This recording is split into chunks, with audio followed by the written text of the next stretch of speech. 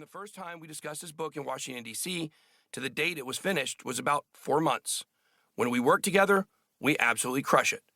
Last, thanks to all the people we met along the way in the Bahamas. The Bahamian people are good as gold.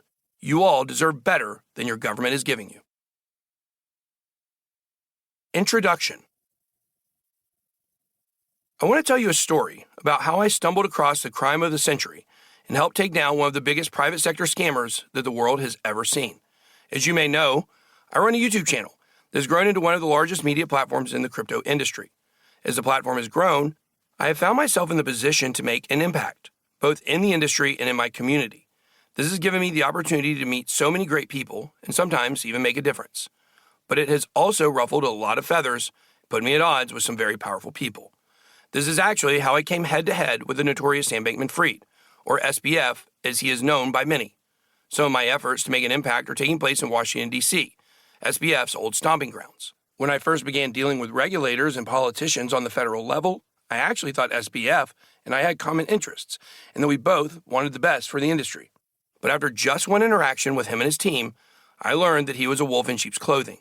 I found out that he had very evil plans for the industry, and I set out to do everything I could to stop him. In the months leading up to his downfall and the collapse of his empire, I was his biggest enemy. I was screaming from the rooftops about how he was corrupt and attempting to destroy the industry, and a lot of people laughed at me. I had plenty of support among my community, many of whom took my advice and pulled their money off FTX while they still could, but I faced a ton of resistance as well. Sam went out of his way to construct this angelic public image of himself, and I say what I feel, even if people might not like it.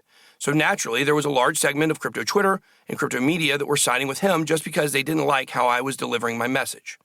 I wasn't going to let a few trolls and a little bit of negative press stop me, though, so I kept on digging, and I kept on speaking out, which set off a chain of events that resulted in me pulling up to the doorstep of his $120 million property in the Bahamas. As soon as withdrawals stopped at FTX, it became apparent the fraud or theft had to be involved somehow.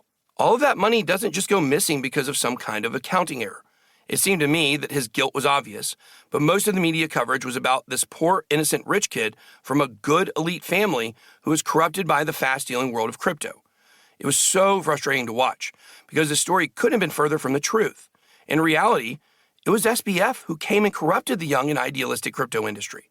Sure, we have our flaws in crypto, and we are no strangers to crime. But SBF seems to have been a pathological scammer who was systematically destroying the industry from within so he could take it all for himself, and he almost pulled it off. This is why this book, and our side of the story as an industry, is so important. There are so many twists and turns to this story that have never been uttered in the public discourse, at least on a mainstream level, that are absolutely essential to understanding what happened.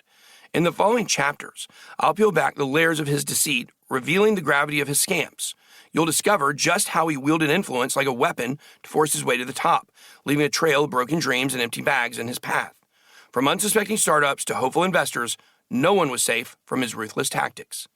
If you invested in crypto while he was in the industry, there is no doubt that he cost you money somewhere along the way, if not directly through a deposit on FTX or an investment in Solana, then indirectly through moving the markets with his schemes. This is against everything that crypto stands for. It's not about creating some digital version of Wall Street. It's about taking power away from the elite few and giving it back to the people. It's about making the world of finance more open, more transparent, and more equitable. It's about breaking free from the outdated, heavy-handed, and often corrupt practices of traditional finance. This is the essence of crypto. FTX looks more like a Wall Street trading firm than a crypto company, with how everything is hidden and centralized. The FTX disaster and its ripple effects have given us many harsh lessons, teaching us about the things we need to avoid, but now we're learning, adapting, and becoming stronger. Many people are starting to realize that decentralization is more than just a buzzword. Unlike traditional finance, where a handful of institutions control the flow of money and information, a decentralized system allows for distributed power and transparency. It gives us the power to control our own economic destinies without the need for rent-seeking middlemen. In a world where economic inequality is rampant, this principle is more important than ever. In traditional finance, institutions act as gatekeepers. They dictate the terms and conditions, which can make it difficult for the average person to gain access to essential financial services. Everything happens behind closed doors too, instead of on a public blockchain, so fraud and thievery is able to go unnoticed until it's too late. The SBF saga has shown us what can happen